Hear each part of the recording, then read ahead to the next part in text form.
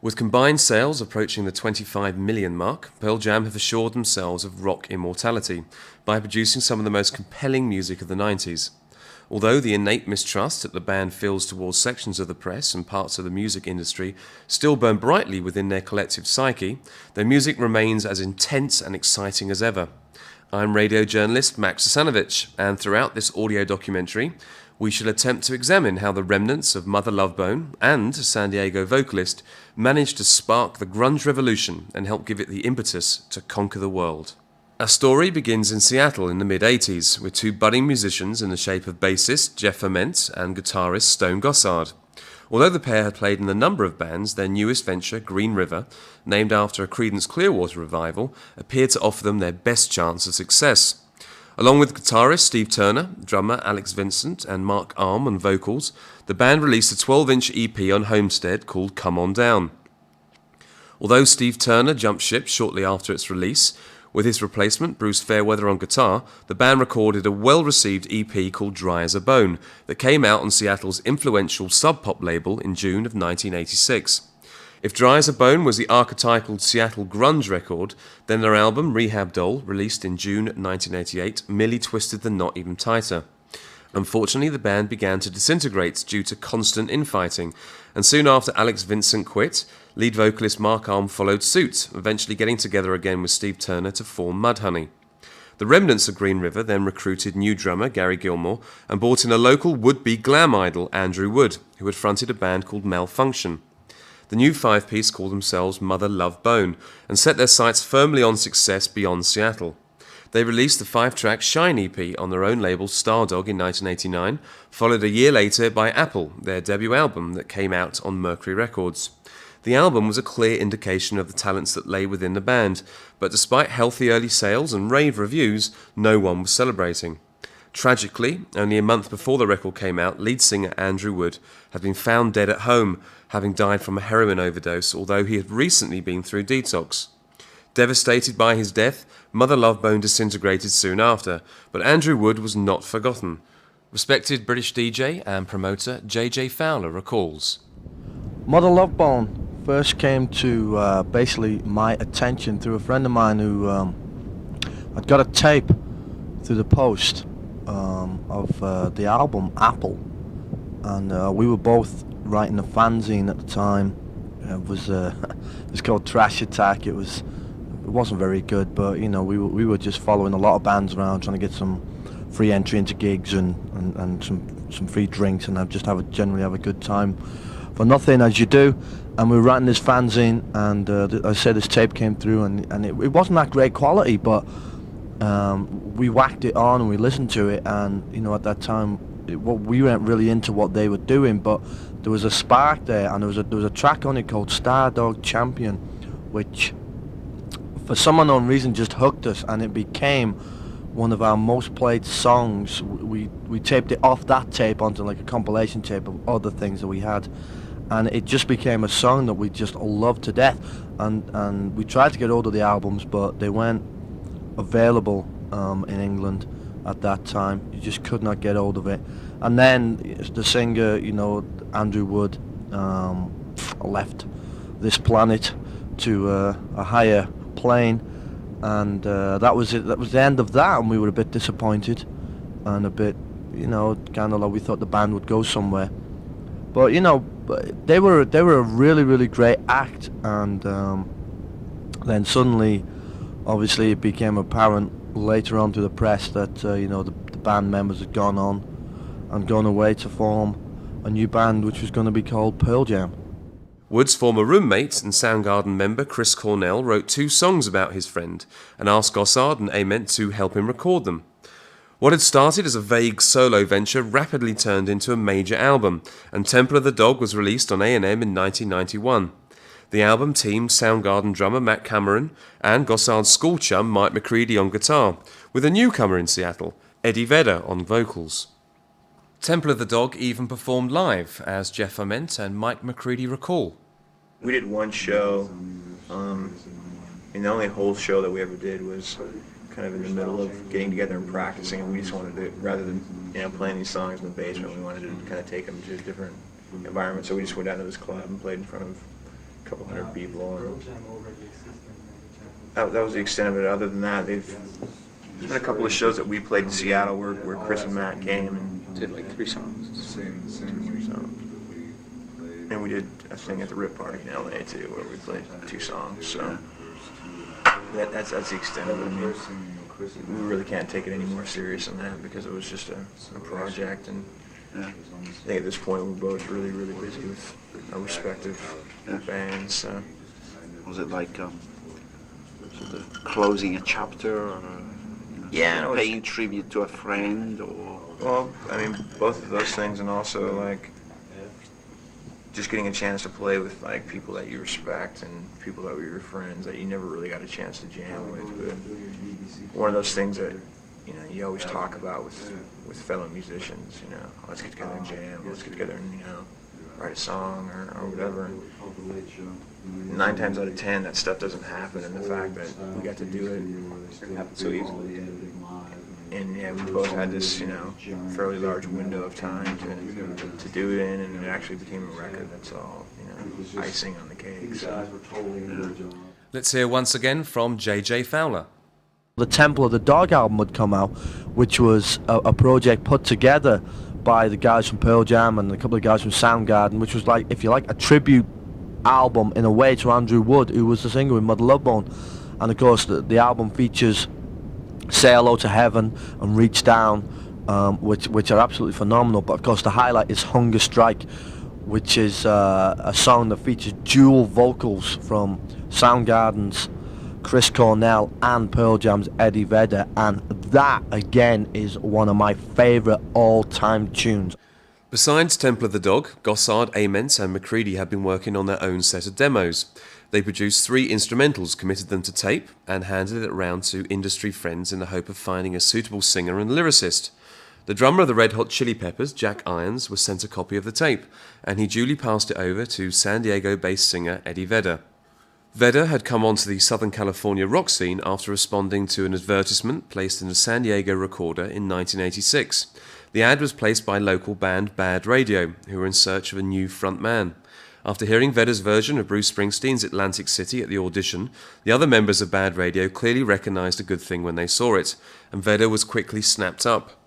As well as supplying the lyrics and vocals, Vedder soon became the dominant force within the band.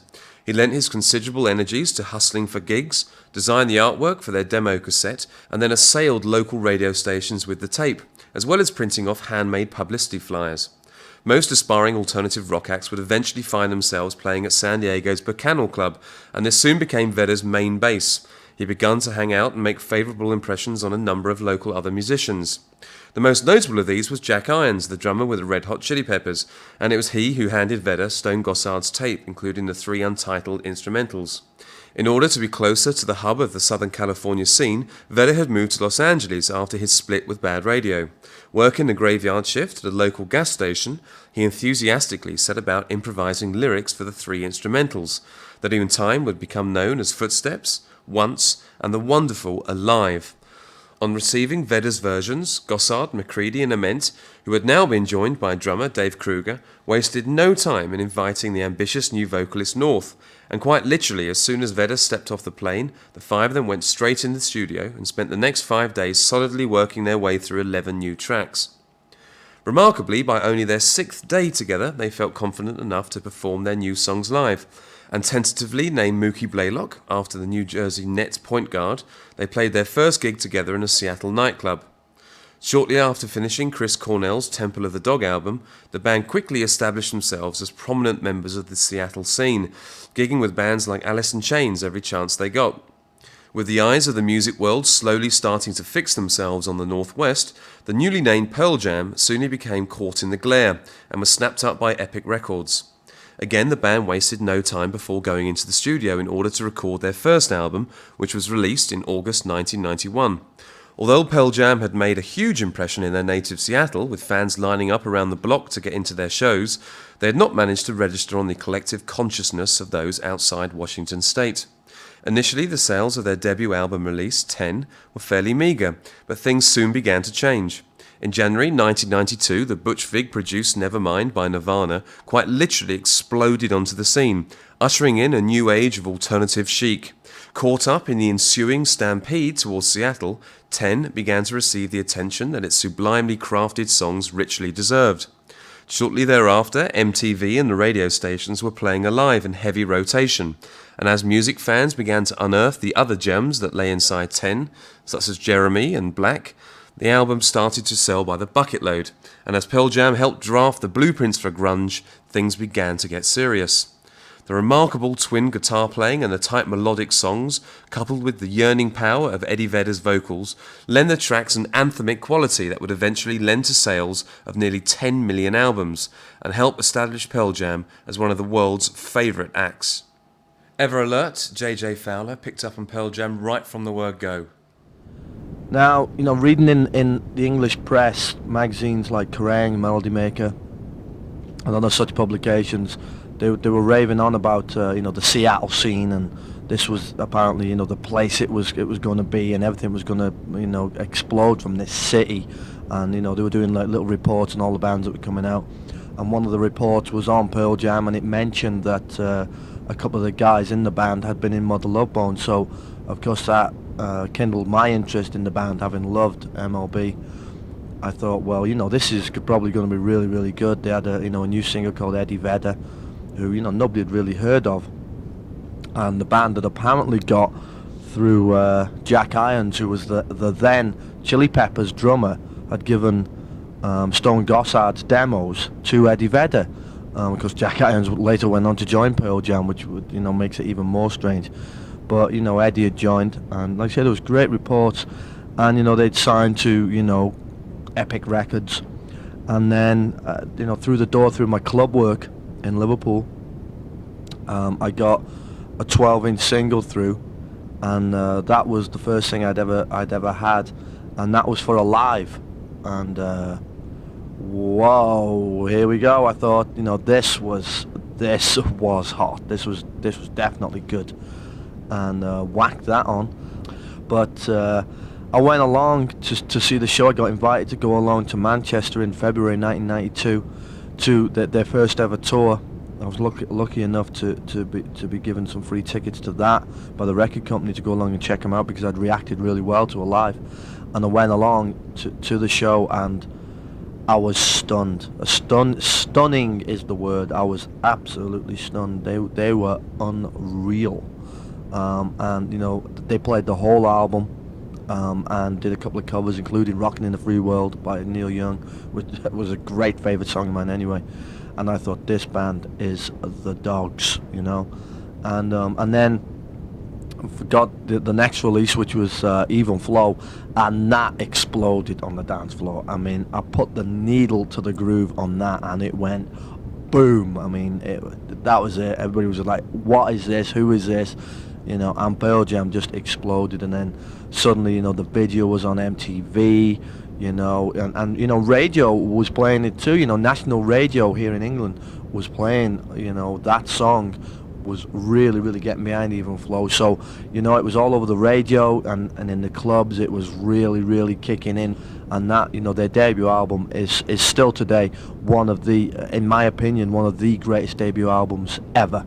And I can put it on right now. I could literally leave this room and put it on now and listen to it from start to finish, crank it loud, and I love it just as much as the first day I ever played it.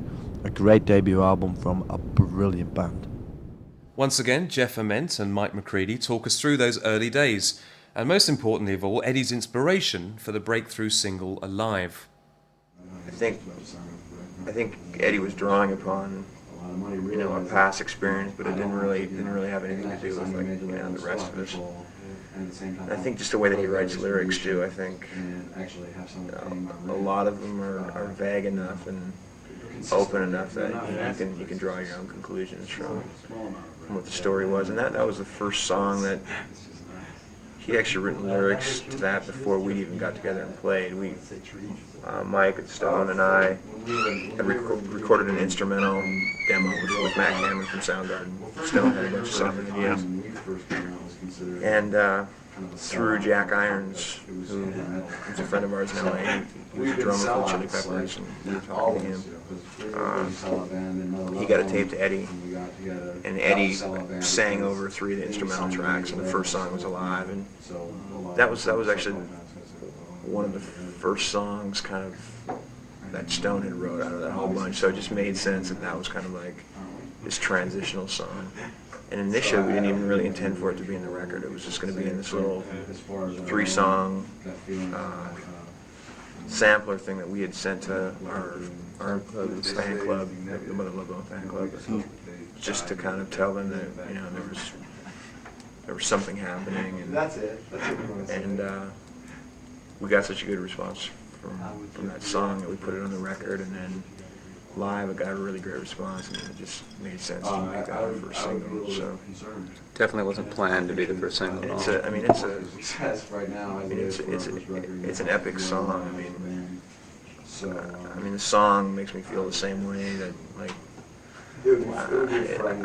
I think of right now it's like our Tropic of Cancer, the Henry Miller book, where he says like, you know, I don't have any food, I don't have any money, I don't know, you know, where I'm going to sleep tonight. I'm the happiest man alive, you know.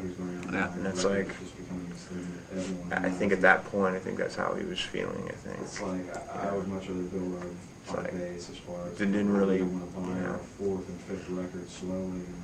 or that's my interpretation of it anyway. I think the songs kind of took on a whole different kind of theory when we went on the road, especially when we were on the road with the Peppers. And we got 30 minutes to basically, you know, show the crowd what we had, and I think the song just became a way more intense thing once we were out, you know, developing them on the road. I think as moody and as laid back as some of the songs are on the record, I think maybe some of the intensity didn't come through on the record like we wanted it to, but I think it definitely comes through live. I mean, I think even a song like Black is really intense live, even though it's like a really mellow song, you know, on the record. Well, I think we've, like he was saying, just from touring, and it's really just we've taken the songs to a new level and made them a lot more exciting. I think so. It's like the record is just a period piece when we were.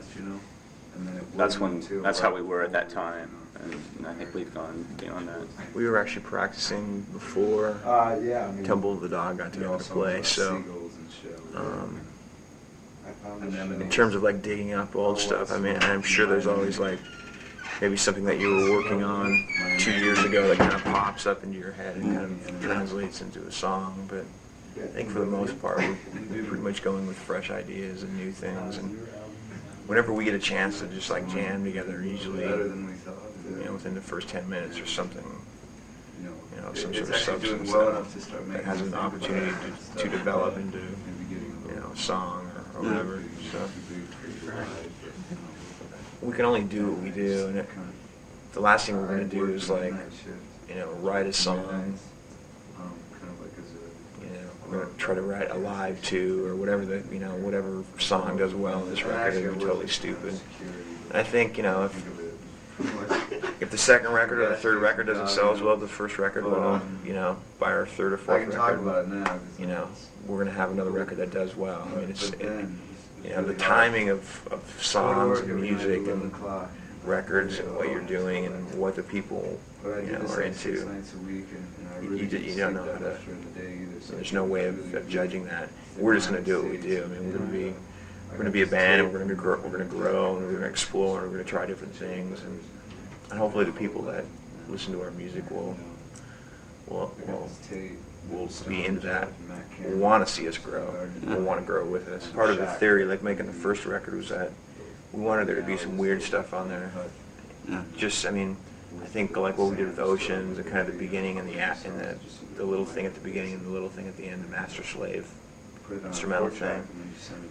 Some of the stuff like that, I think that kind of maybe gave us a little bit of room, so it, you know, the second record's not going to be this huge surprise out of nowhere. There's still going to be rock songs. I mean, we're still going to want to rock out. Pearl Jam now found themselves very much in demand, An 18-month tour saw the band snake their way around the world, and 2 further singles were released from 10, the masterful Even Flow, followed by Jeremy, which MTV once again placed on heavy rotation. Jeremy was a striking song about both physical and mental child abuse, but with MTV showing the video so often, Vedder felt that the emotional intensity of the song had been weakened by the saturated coverage being afforded the video. Although they teamed up with MTV to perform an unplugged performance that received rave reviews from the music critics, the video for Jeremy would prove to be the band's last. They even won an award from MTV for that video. Unfortunately, Eddie wasn't too impressed. Well, we're a group, and I guess it was a video. I don't know how you could say it was the best. It's just a little piece of art. You can't really put art into a competition, you know, but... And let's also hear from Lisa Axe, who's musical director at San Bernardino's alternative rock giant KCXX. The band has not recorded a video since Jeremy back in 1992. Now, that's been almost 5 years now since they've done a video. Obviously, MTV, very powerful medium to help catapult these bands into superstardom. Pearl Jam, I don't think they want superstardom anymore. I think they just want to be true to their craft. What's so wonderful about Eddie Vedder is he can construct a song that is basically a poem set to music. There doesn't have to be any repeating chorus. He doesn't go by the book. He doesn't have this formulaic approach to music. It's good to listen to, and it makes it interesting for the more, shall we say, sophisticated listener, but it makes it a little more difficult for radio play. What's so great about the band is the fact that they draw on some great rock and roll artists of the past. Just a couple of weeks ago, I was watching a video of Woodstock and watching Jimi Hendrix perform live on stage. And I was watching it, and all of a sudden it occurred to me that half of the riffs that Jimi Hendrix was on stage playing were Pearl Jam riffs. Coincidence? I think not.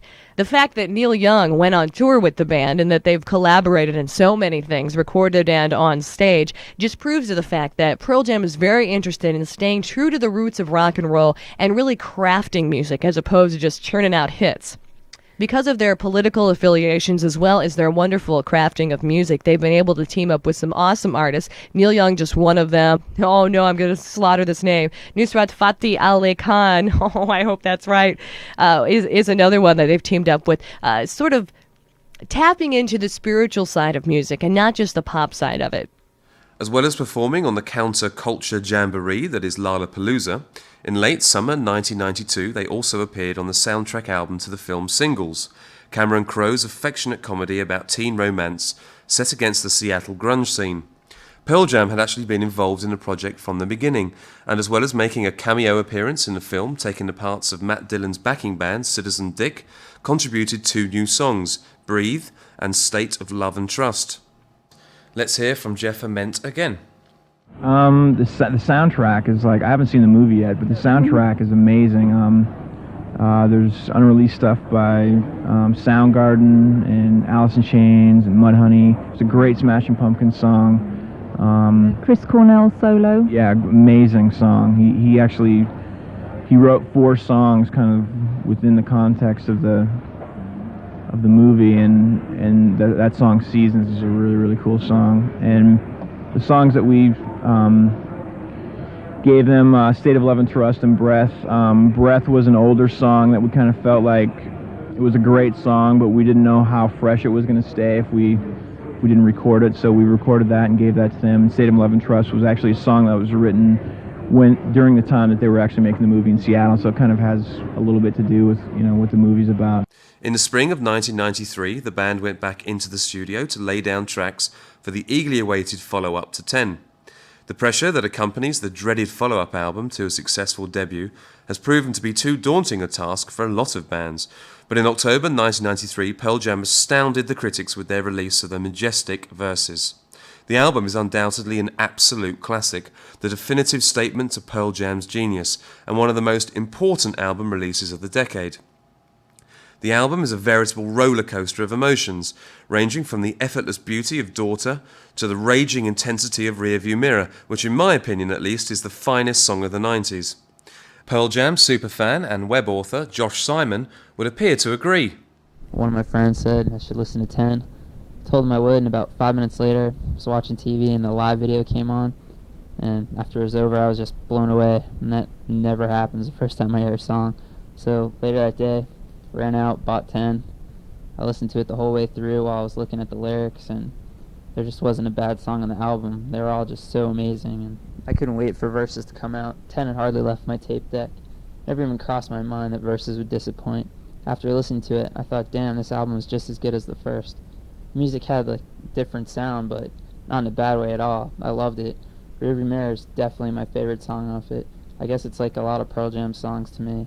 Kind of like it came straight from my life, or from my head. As the music press fell over itself in the stampede to heap praise upon Verses, the fans were busy breaking some records of their own. The album sold an astonishing 350,000 copies on its first day of release, eventually selling a world record 950,000 copies in the first week alone. Let's hear from former NME editor Alan Jones, and then once again from JJ Fowler. My feeling was that them going in to record a follow-up to such a phenomenally successful debut album might actually be inhibiting, that they would feel a commercial pressure, maybe exerted by the record company, to come up with basically something that adhered to the format of the first album. And I think they've broken out of that completely. They've been very brave about it, and they haven't felt constrained by commercial considerations. I think there must obviously have been some pressure on them, but I think they've stuck to that. They've retained their integrity with this second album. Now the second album, Versus, definitely hit the ground running. I mean, everybody was really seemed to be concerned that the follow-up album was going to be very, very difficult for the band because of the success of the debut, and everybody was saying, oh, are they a one-album band? Is this going to continue? And I mean, if anything, I can't say it was better because the debut album came out at a time that was just the time and the place, and then when you were there. But for me, Versus probably is better because it's more depth. It's more like a roller coaster ride, and it goes from tracks like Animal, which is a really hard hitting song, and definitely took them over to the barriers of heavy rock from alternative, and of course Rearview Mirror, which was a fantastic song, and became a single. But of course by this time the band had decided not to make any more videos, and the press hype seemed to be getting to them, the touring and everything. But Rearview Mirror, I mean, that's a great song. I mean, I actually played this weekend just gone. I played it again in the club because I hadn't played it for a while, and hey man, I mean, as soon as it kicks in, I mean, you just know what it is, and it just rocks along, and it's a great song to play in the club because when you've had a few beers and you're with your friends and you want to hear some great tunes, Rearview Mirror is a really great tune. But so's Animal, so's Go. But for me, what really signalled the brilliance of that album was the standout track for me was Daughter, because Daughter could have been REM, and this took a whole new slant on what Pearl Jam were doing, and it seemed like as though that they were dipping their toe in the water of different things and trying out different styles just to see what the reaction would be, because they were going to be moving on into new directions, and they were just trying out a few new things and seeing how it would go. And for me, Daughter is the track on the album, and is my personal favourite track off that album, and is probably one of my favourite tracks of all time from the band. But where do the ideas for those wonderful songs come from? Jeff Ament gives his insights, followed closely by Eddie's idea of an alternative career.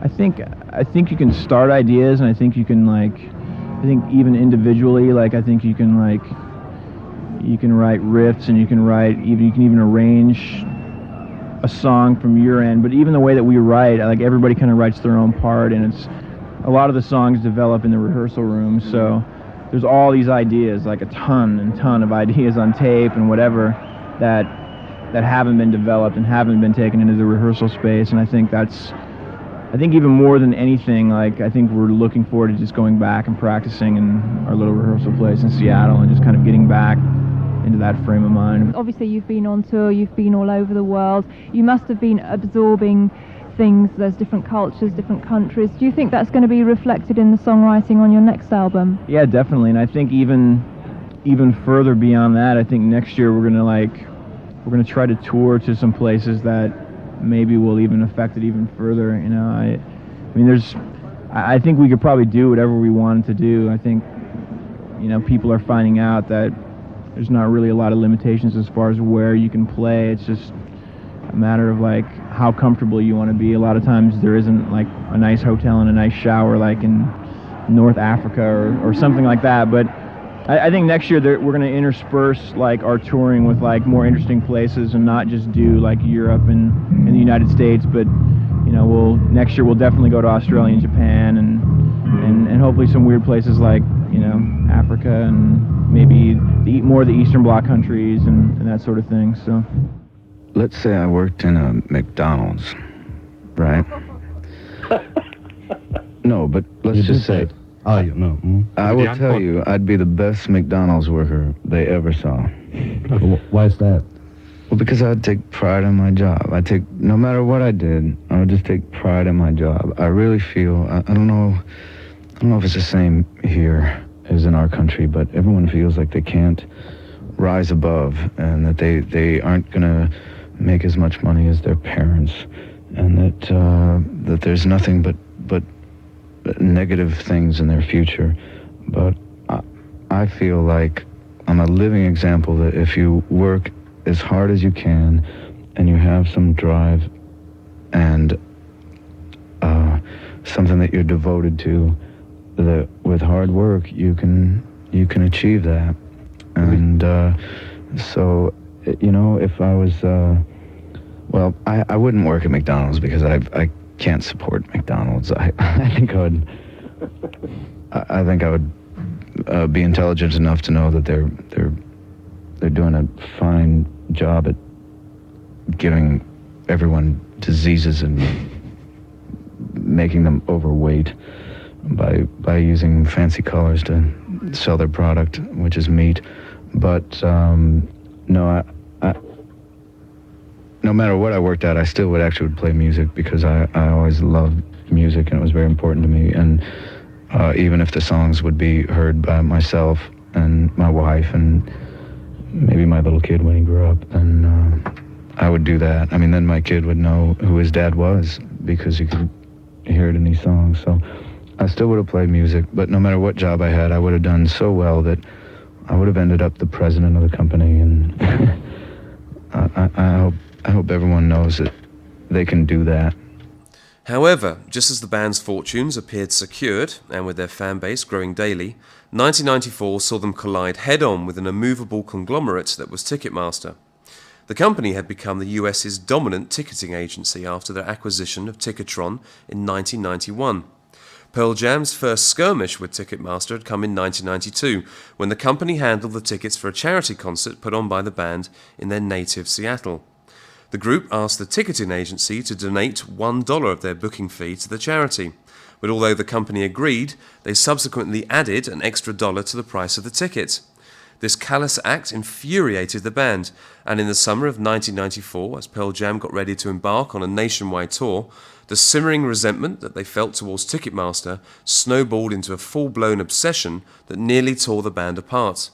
The band attempted to organise their tour without the aid of Ticketmaster, but instead found themselves lurching from one disaster to the next.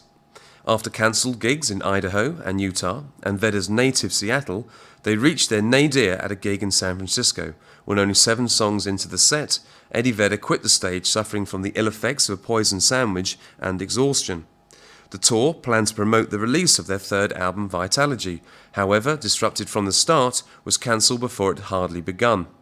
Although Jeff Ament and Stone Gossard got to put their point across to the US House Subcommittee on Information, Justice, Agriculture and Transportation, the federal antitrust investigation was eventually dropped against Ticketmaster because it was alleged that venue owners and promoters had willingly entered into exclusive contracts with one another. It has proven to be Pearl Jam's most painful and public defeat, but at least the fans were treated to another classic new album. Third album, Vitalogy, was just so amazing to me. The sound was so different from the first 2 albums, but didn't lose any of the power that 10 and Verses had. Eddie's lyrics are just so powerful and so true. He just has this way of expressing his feelings like no one else can. I've just never heard any other kind of music, like whatever form that just even came close. I was just left thinking again, if we ever met, we sure would have a lot in common to talk about. Saw Pearl Jam live, I think it was October 7th, 1996 in Fort Lauderdale, Florida, and it was just the most amazing concert I've ever been to, and they were just so much better than I had ever imagined, and I had imagined quite a few times, and every song was just so clear and crisp, and they were just really on, and if you just let yourself go, you could hear everyone singing along, it seemed like. And I remember Eddie was interacting with the crowd a lot, and they really had the crowd pretty pumped, I'd say, considering like the first third of the stadium was just a giant mosh pit. I remember like right after the second song, Eddie said, "Pace yourself because you're going to be here for a while," and I think they ended up playing like 28 songs or something like that. And I remember the band was really energetic. Jeff was just jumping all over the stage, just like he does all the time. I remember when they were playing Porch during like really long jam in the middle, Eddie ran all the way over to like the edge of like the stage scaffolding that, you know, holds the lights up, and he just climbed all the way up, all the way to the top. I guess it's probably like 75 feet up, and he went out a little ways over the stage, just started swinging back and forth, and I was just like, oh, he's gonna die. And right after that, he just came right back down, grabbed a mic, and he just told us he wanted to get a better view and that we all look great. There was this hurricane that was supposed to hit like right around when the concert was, but they found out it wasn't going to. The hurricane was called Josephine. This is what Eddie had to say. There's too many people, and I think it's going to be a great time. Just take your fucking hurricane elsewhere. Crowd just went nuts right after that, and just the rest of the songs, the whole concert, were just unbelievable, just like the first half. And I mean, you could just feel the energy around you. It was incredible. It's definitely the best concert I've ever been to. Our thanks to Josh Simon once again. However, grabbing that elusive ticket is sometimes difficult, as Lisa Rax points out.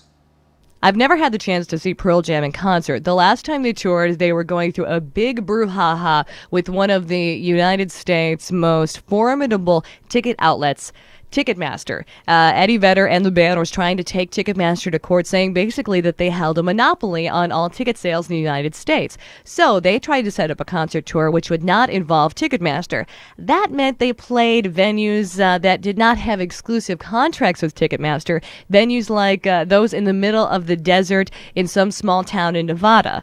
Unfortunately, I couldn't make it to any of those shows. They ended up playing smaller venues and being able to successfully not use Ticketmaster. In the process, however, I think Pearl Jam also alienated a lot of their fans. I think part of that had to do with less access to the album and less access to seeing the band perform live. Let's face it, when a band is out touring and you get a chance to see them, more than likely you're then going to go and buy the album or buy the album before to get a preview of the show. They were unsuccessful in their bid against Ticketmaster, and I think not only was that a shame for democracy and capitalism, but I also think that it was a shame for the band, because I think there was a bit of a backlash against the band. A lot of the fans felt, why were they bothering getting involved in these political things when basically they were supposed to be a band about music? Now, Eddie Vedder has always said that basically nothing else matters. Music is the main reason that he is involved in the band, and I think that his poetry and the music involved around Pearl Jam, it's undoubtedly true. They're very true to their own vision of what Pearl Jam is supposed to be. Vitalogy was released in November 1994, and it also saw a new addition to the lineup. The band's original drummer, Dave Kruger, had given way to Dave Abuizi shortly after the release of 10, but he had subsequently been replaced by longtime pal of the group, Jack Irons. Irons, of course, had been the one to give the demo tape to Eddie Vedder, and it seemed somewhat apt that the former Red Hot Chili Pepper drummer should join the band on a full-time basis. Even through all the internal upheaval and touring crisis, Vitalogy was a fabulous record that cemented Pearl Jam's huge appeal. The hard-hitting Corduroy and the melancholy Better Man, a song that actually started life way back in Eddie Vedder's days of bad radio, were among the standouts on the album. The album was named after a book called Vitalogy, published at the beginning of the century, that had captivated Vedder. Rather than the usual plastic jewel case, the album came in the shape of a book and contained a 36-page collection of lyrics, photos, and notes taken directly from the book itself. The album stormed to number 1 in the Billboard charts and around the world. I mean, during the release time of Vitology, a lot of people were writing the band off because of their shying away from the media spotlight, and they weren't doing interviews and they weren't doing videos, and everybody was saying, oh, you can't survive, without doing that. But they were still touring, they were still out there on the road, touring it, and then of course they ran into the big publicised thing that happened with Ticketmaster when they decided to set up their own tours, and they didn't want to sell tickets through certain agencies, and that turned into a big, massive charade. And of course the media hype on that was incredible because they jumped on them, and because they weren't talking to the press, and because of everything else, that the media there seemed to be a huge backlash and a huge campaign basically against Pearl Jam. But the music, the Vites, but it was important, and to me the music is all important. And again, Vitology is a fantastic album. I mean, Spin the Black Circle. I mean, put that on in the club, and whammo, 1994. There you go. It takes you back, and it had some great melodic tunes like Not For You, which Not For You was a great radio tune, but because the band weren't doing other things, radio seemed to be shying away from playing them. I mean, I remember a year later being involved in a station in Liverpool called Crash, which was an alternative radio station. We were playing dance and Indian alternative and rock music, and this was against chart oriented stations in the UK, in England specifically, and we were a station that was going more for the cutting edge music. And the amount of people that were phoning up and requesting Pearl Jam, and they were saying, play Pearl Jam, because they weren't getting played on national radio. Because they weren't a chart band anymore, and they went commercial, and because they weren't doing interviews for radio stations, and they went touring and over here in England, and there was just seemed to be this backlash that they weren't on the TV, because MTV didn't have any videos, and they weren't showing their old videos, and they weren't on the radio because they were just sending the single, but they weren't doing any interviews, and there wasn't the whole circus. But I was getting, loads and loads of requests to play Pearl Jam. JJ Fowler. Now let's quickly hear from Eddie. Last night somebody asked me a question. They said, what is your favorite word? And the first thing I thought is, what a stupid fucking question that is. And so I had to come up with something, and actually I figured it out within a matter of a few seconds. I realized that my favorite word was who. I could just stare at that word and feel joy. The band was so important to me, and are still important, and they're out in the States playing Quadrophenia, a show called Quadrophenia. And my wife is in a band called Hovercraft, which there's no vocals, and it's space music, trance music, but it's intense, and they actually opened for The Who, so my wife opened for The Who, so... Although Jack Irons was clearly a stabling influence on the band, Pearl Jam were reasonably chastened by their defeat at the hands of Ticketmaster, and as their fans became increasingly frustrated at the lack of live shows, their legendary reticence to communicate with the press grew even stronger. Refusing to give interviews and to promote their songs with videos, it came as no surprise to most observers that when the band's fourth album came out in August 1996, the commercial backlash that greeted its release was grimly ironic proof that their endless fights against the establishment had severely hampered their own popularity. The band's new album, No Code, entered the charts at number 1, but unlike all their previous efforts, dropped out of sight fairly swiftly. This is, however, no indictment upon the assured quality of the songs on this mature and wonderfully balanced album that veers between tracks like the melodic and doleful opener, Sometimes, to the hard-hitting intensity of Hail Hail. The critics once again applauded the band's efforts, and although by Pearl Jam's mighty standards, the sales have been disappointing, those that did buy the album were delighted with their purchase. No Code took me a little longer to get used to than the other albums had. I think it was because the music was just so drastically different than the others. But the more I listened to it, the more I liked it. That didn't really surprise me. I didn't think that any of the songs on the album sounded like one another. I just think that it was just such a cool album, and the fact that they put it out is just awesome. They just have so much talent, and I don't even think they're capable of putting out a bad album. I guess Pearl Jam's just so huge because, you know, their music's just so easy to relate to and just so powerful. And Eddie's lyrics, you know, if you just read them or you hear them, you're just blown away. I mean, it just seems almost like they're just cut right from your life, at least for me. And I just think it's music you can dance to, music you can cry to, music you can do anything to, and that just makes them great. Also, you know, all the charities and all the benefits that Pearl Jam is involved with and that they do, it's just awesome, you know. They have no obligation whatsoever, and they just do it anyway, and I'm just glad to see that someone who's in a position to do something does something, because it just seems like not many people get done what they could, and I just really respect them for that. One of the deepest criticisms about Eddie Vedder and the band is that they take themselves a little too seriously. I really don't think that's true. I think that's just the media interpretation.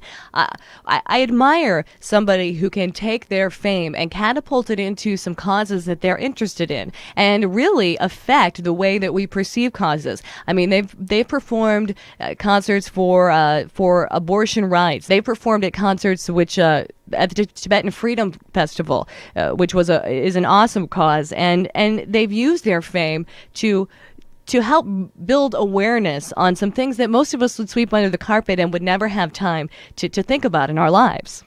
The reports coming out now is, you know, in 1998 on February the 2nd, they're going to release a new album. It's going to be titled Yield. And it's, you know, they're returning to their rocking roots, whatever that means, you know, and the first single from the album, which is going to be Given to Flying, is supposed to be very Led Zeppelin orientated and very inspired by that. You know, they premiered some shows in November 1997 when they played with the Rolling Stones, you know, and they were writing new material up to the wire apparently while they were recording the new album. And apparently it's got them in the mood for touring again.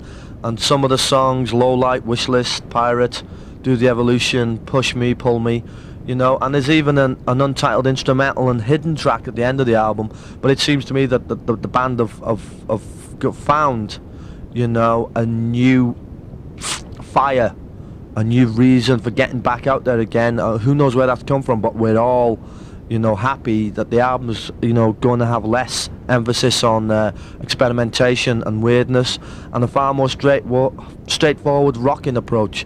You know, it's been again co-produced by the band with long-time collaborator Brendan O'Brien. You know, and a lot of it's been done at Stone Gossard Studio in Seattle, you know, and again, you know, at Bad Animal Studio, which of course is, you know, again in Seattle. I hope that they come and tour again. You know, I went to see them in 1997 and they were as good as they've ever been. It's the first time they played England for a long time. I hope they come back in 1998. I hope they come and do some festivals.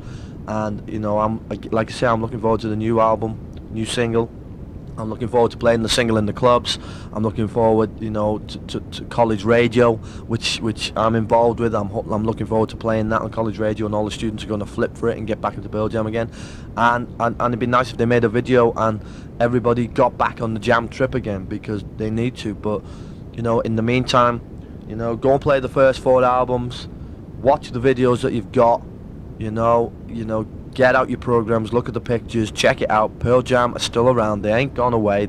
You know, they're back. They're bigger than ever. They're better than ever. And I love them. England loves them. The band have obviously been through some tremendous emotional highs and lows, and no one has taken more criticism along the way than Eddie Vedder. Let's listen to Eddie now, though, put his side across on fame, success, and all its inherent difficulties, and the music business as a whole. I think it's if it's everything that you think about when you're a kid, then there is nothing wrong with it. If this is what you dream about, and it turned out to be what you thought it was, then there would be nothing to be unhappy about. But when you get there, it's much different than you ever expected. Like what? People start taking things from you. They take things that are important to you, like your freedom and your privacy. And the main thing for me, and I don't mean to just blurt this out, but I've had people like, I don't know, there's a German word, stalking me, wanting to kill me because they think we're in love, or because I write songs about them or something, you know, total strangers, and so you can't walk outside the house, or you can't, this is not something you could have ever dreamed about, and when it happens to you, it's really crazy. It's something that you could only understand if you're in my shoes, and I realize it's hard, and believe me, I've had so many great experiences because of music. In the end, I'm thrilled. I'm happy to be here, and I think that most of what people think that I'm upset about, I'm not. It's no problem. I'm fine. There's no problem. But there's been a couple things that have been a little crazy, and I can only ask you to understand. I'm doing my best. I'm thrilled. No, really. You're more thrilled than you are fucked. Then I what? That's that beep word. Then the you beep don't word. like it. The F-U-C-K word. Oh, I'm more thrilled than fucked? I mean, you like it more than you don't like it. Well, it's my, anybody in life, has to accept the challenges, and we talked to somebody who earlier who maybe had a severe handicap, and they're raising to it. So I must be the biggest asshole in the world if my only handicap is being a quote-unquote rock star. I better fucking deal with it, you know. It's a good challenge to have, and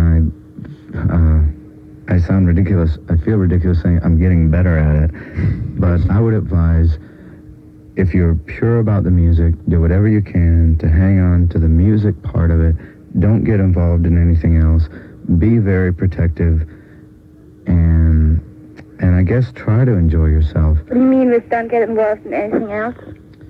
Well, be protective with, things like we talked about before, with interviews and videos. Don't become a star, because it's a hollow Easter egg, or a hollow Easter bunny.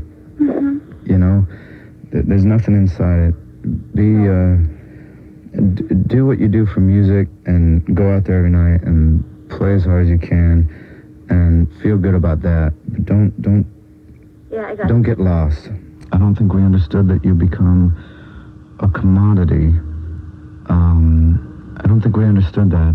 We thought that was how you got your songs to be heard. And in some ways, maybe it is. And I regret, looking back, there's some things I would change. But I think that a band like Fugazi, who has a lot of these same beliefs, I think they're better because of it. I think we were naive in the beginning, and maybe we had faith in that these things could be good. A video could be an art piece.